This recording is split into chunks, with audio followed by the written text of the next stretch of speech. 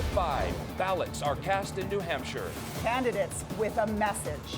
Bernie Sanders says he expects big things and a strong showing. Pete Buttigieg making a final push for support. And Amy Klobuchar tells me this is just the start. But one candidate is making moves out of New Hampshire.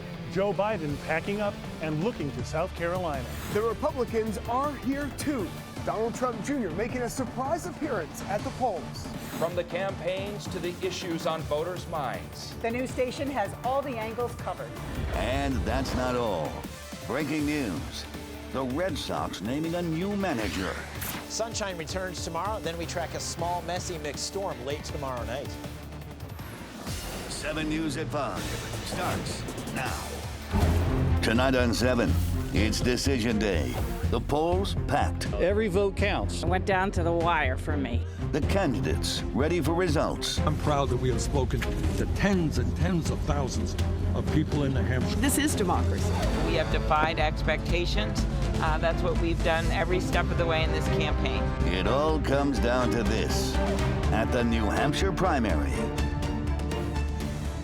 Good evening and welcome to Manchester, New Hampshire. This is the center of the political universe, you might call it. People are still out voting. In just a few hours, voting will end. Then the wait for results begins. Yes, looking live at a polling location in New Hampshire right now. We've watched as a steady stream of voters have been coming through to cast their vote all day long. The candidates spending their day at different spots across the state. This is a big night, and it could have a big impact on the race for the White House. New Hampshire is the first in the nation primary, and it acts like a springboard for candidates. Some, not all. The first results are already in, so let us share a little bit of that with you.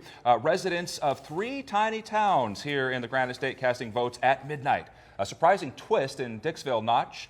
Former New York Mayor Michael Bloomberg got 2 votes as a write-in candidate. He isn't even on the ballot in New Hampshire. Former South End, Indiana Mayor Pete Buttigieg and Vermont Senator Bernie Sanders each received 1 vote.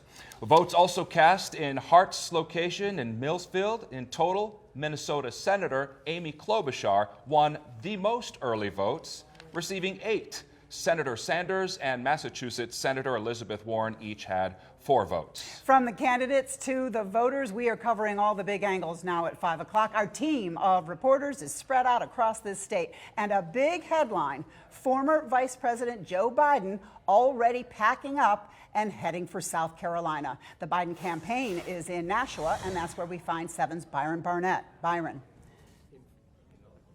Yeah, a big shock for Biden supporters here. Joe Biden leaving New Hampshire, apparently in anticipation of another defeat. He's off to South Carolina and will not be here at his campaign headquarters in Nashua to thank his supporters in person. We can fight for every vote we have here, and then I'm getting on a plane, heading down there, doing a little rally in South Carolina to get going, then getting on a plane and going in Nevada. Joe Biden already moving on to the next primary state of South Carolina, and then Nevada, where the next caucuses will be held. Biden not waiting for the results in New Hampshire. Look, we got a lot of good friends here in New Hampshire, but this race isn't over until you got a significant portion of the electorate hadn't voted yet. The former vice president languished in the New Hampshire polls all week long. When I talked to him this morning, he was already trying to lower expectations. Good. Look, as I told you in the beginning, it's an uphill climb in New Hampshire. We're campaigning against 2 neighboring senators who are incredibly well known and spend a lot of money here and time. Biden, who's had strong support from African Americans, said he was looking forward to hearing from the diverse voters whose voices, he said, must be heard. He says he's not concerned about the message he's sending to New Hampshire. Not at all. Not at all. They know we've worked our hard here. We're continuing. We're going to go all the way to the end. Yeah. And this is it. I'm not concerned about it at all. Now, the campaign says Joe and Jill Biden will be addressing their supporters via live stream tonight, while Joe Biden's sister will thank supporters here at the primary night campaign headquarters at the Radisson Hotel in Nashua. That's the latest live here in Nashua. I'm Byron Barnett, 7 News. So maybe you've heard by now, Minnesota Senator Amy Klobuchar making big impressions as she spent some time here in New Hampshire. Yes, and she actually says that New Hampshire is just the start for her, that she has already defied expectations. Large group of supporters out there for her today. We saw her with people in Manchester getting off that big green bus. Let's go live to Concord, where we find 7's Kimberly Bookman, who's been covering the Klobuchar campaign all week long. Kimberly. Kim, the senator visited 2 polling spots this morning, and while all of her events have been getting bigger and bigger, she seems surprised to see such a large crowd waiting to meet her today. She may have come to New Hampshire as the underdog, but from last Tuesday until today, primary day, we've seen Senator Amy Klobuchar's profile rise and her popularity soar. Good morning, Senator. Something's happening here, and we just want to seize the moment. The Minnesota senator's strong debate performance Friday had a lot to do with catapulting her campaign. That was a breakthrough moment for me. It happened to be in an ice arena. That's where the debate was at St. Anselm, so that's like home turf for me. Since then, she's raised $3 million in online donations and had huge crowds greeting her, including here at this Manchester polling spot this morning.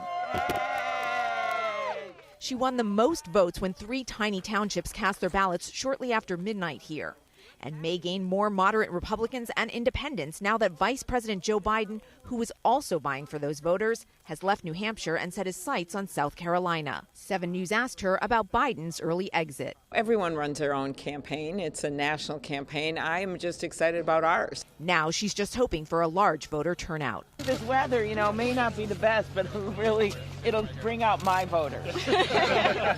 My voters like the snow. And the senator says no matter what happens tonight, she is moving forward. She has plans to go to Nevada. Reporting live from Concord, New Hampshire, Kimberly Bookman, 7 News. To the Sanders campaign now, the Vermont senator making a stop at a polling place in Manchester this afternoon, shaking people's hands, big crowd on hand. Senator Sanders says his campaign had to hit the ground hard after missing some time in Washington at the impeachment trial. And they're still hitting the ground hard because there's a big Bernie rally that is scheduled for tonight, one final one in Manchester. Let's go to 7's Jonathan Hall live with a preview for us. John? Adam, they have opened up the doors here. We've made it inside the field house. Normally, you got a lot of people here cheering on a basketball team at Southern New Hampshire University. Tonight, it'll be Sanders supporters in here cheering for what they hope will be a victory speech. I'm happy to support the man that's going to kick Donald Trump out of the White House. 78-year-old Bernie Sanders visiting a single polling place today, and it was a quick stop at that. The progressive candidate who wants to overthrow the big money influence in our political and economic systems spoke about that to supporters. We have an agenda that speaks to the needs of working families all across this country who in many cases feel that Washington has turned its back on them. The Strokes played Bernie's big rally last night in Durham. Sanders proud that more than 7,000 supporters showed up. He calls it the largest New Hampshire turnout at a Democratic rally all year. I've got goosebumps all over. The crowd was just so electric. They were. Yeah, it was fantastic. Desmond Cardigan of New York got a chance to see his favorite candidate at noon as voters cast their ballots for Sanders and all the rest inside the school gym. Sanders says he has grassroots support, which he hopes will pull him through to another New Hampshire victory tonight, just as he had 4 years ago. We were, hit a little bit hard by the impeachment process, which kept me in Washington for a couple of weeks. But I'm proud that we have spoken to tens and tens of thousands of people. Sanders is the oldest candidate in the race, and his supporters admit this is probably going to be his last chance to get the White House, and they certainly hope he does. We're live in Manchester, New Hampshire. I'm Jonathan Hall for 7 News. All right, John, thanks. And Massachusetts Senator Elizabeth Warren also hoping to get some momentum here in the Granite State. This is an important day for her. It really could change the race going forward, depending on how Senator Warren does in today's voting. 7's Alex DePrado has been following her campaign, and let's check in with him live in Manchester for more on Senator Warren. Kim, Senator Warren is expected to address her supporters once the results come in here in Manchester tonight. I spoke with her on the trail about an hour ago, and she told me during a stop she feels good, but this fight in the polls and in the quest for votes is expected to be pretty tough tonight. This is how we're going to do it. Senator Warren greeting supporters outside a Manchester polling place as voting across the Granite State is underway. I spoke with her. How do you feel, Senator? How do you feel about tonight? I feel good. You know, look, how can I not? This is how democracy works. This isn't about billionaires. This isn't about corporate executives. This isn't about a bunch of lobbyists. This is about people who come out because they actually believe that their voice matters in this democracy. That's why I'm here. Senator Warren has hopscotched across the state in a last-minute push for votes. I skipped school to be here today. In Nashua, she delivered donuts and told supporters she's the best in the Democratic field to beat Donald Trump.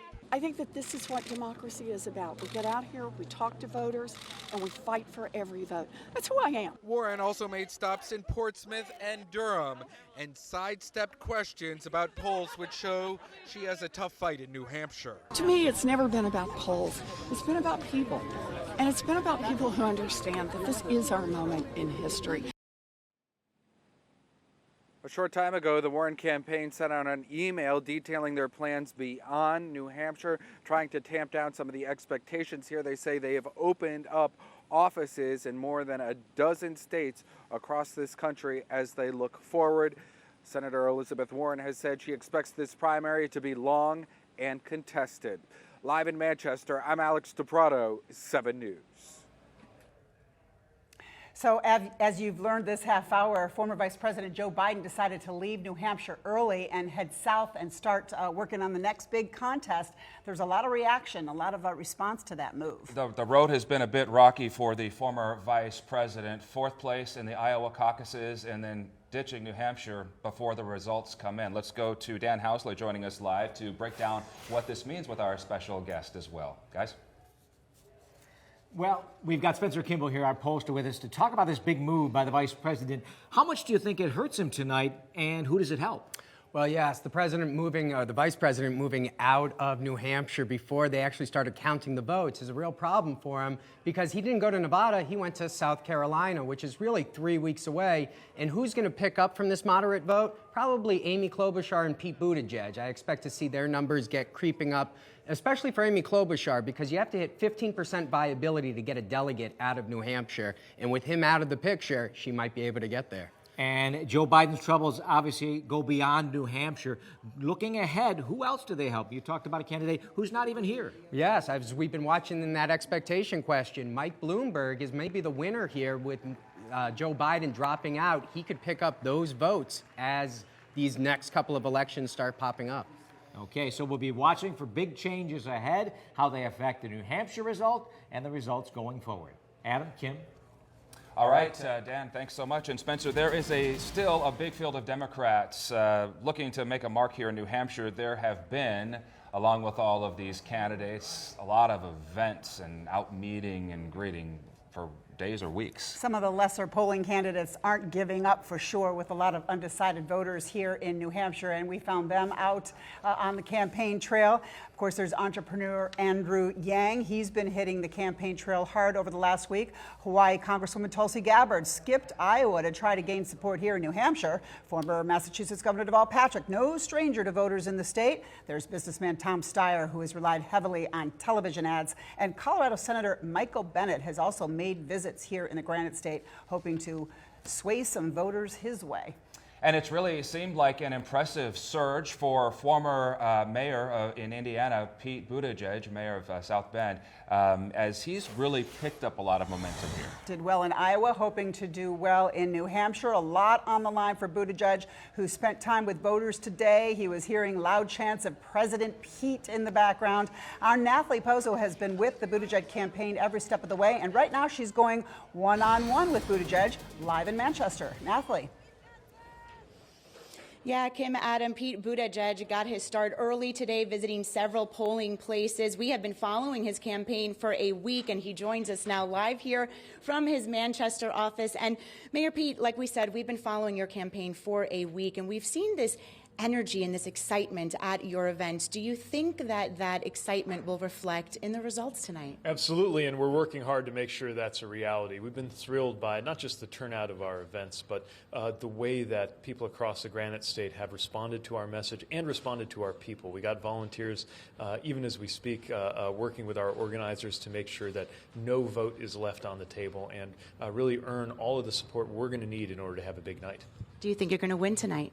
We're in it to win it for sure. I mean, I know that we're competing against some folks with a home field advantage. We've got 2 senators with neighboring states, but still, from what I've seen, I think we're in position to have a really successful night.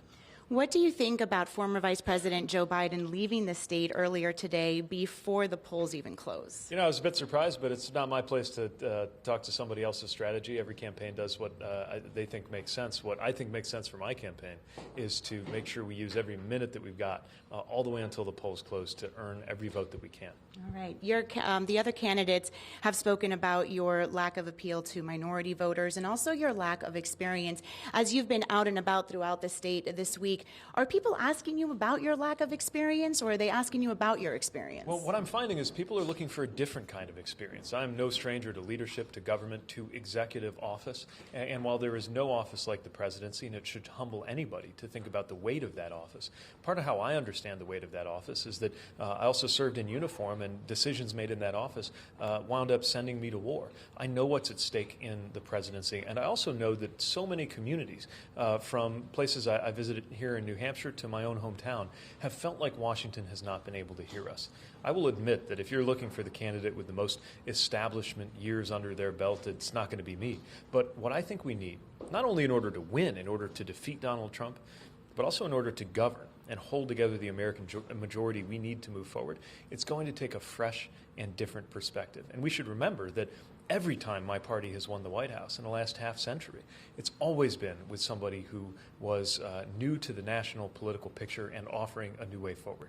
All right, Mayor Pete, thank you so much for your time. We appreciate you giving us a few minutes. And he's actually on his way now over to another polling place in Bedford, and then it's off to Nashua for the watch party. We, of course, will be there, and we will bring you the results as they come in tonight. But for now, we are live in Manchester. Nathalie Pozo, 7 News. Polls will still be open for a few more hours. And in fact, there is a Republican primary today as well. President Trump does have an opponent here in New Hampshire, even though Trump is the incumbent in the Oval Office right now. So let's take a closer look at the Republican side of this primary. President Trump squaring off against former Massachusetts Governor Bill Weld. The president holding a big rally in Manchester last night, which we held, and we carried it for you, parts of it. Weld has been holding events across New Hampshire all week long. Stay with the news station as the primary results come in tonight. We are embedded, as you just saw Nathalie there, her live interview with Pete, but we're with all the campaigns, our reporters talking with the candidates and their staff, and we will have continuing live coverage right here on 7 News. We will transition a bit and talk about some breaking news that's happening back home. For the Red Sox, the team naming a new manager, Ron Renneke getting the job, and the team made that announcement official just moments ago. Yes, calling him an interim manager for now, but ending some of the speculation about what's next for the Red Sox. It has been an offseason full of controversy. Sevens Trey Dare is down in spring training, and he has more on the Renneke announcement. Trey.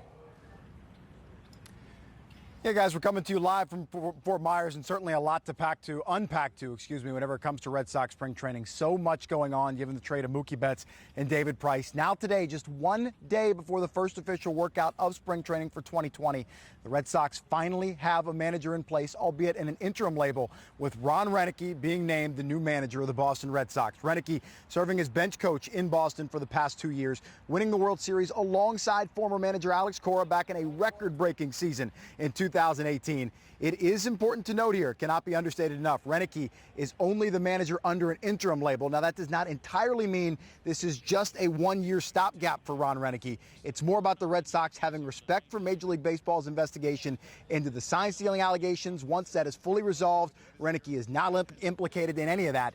It could be on a more permanent basis. I can't comment on anything that's still going on, but trying to get the team really to focus on what we need to do. And if you have conversations with any of these guys, they want to win, and they are not happy with what happened last year.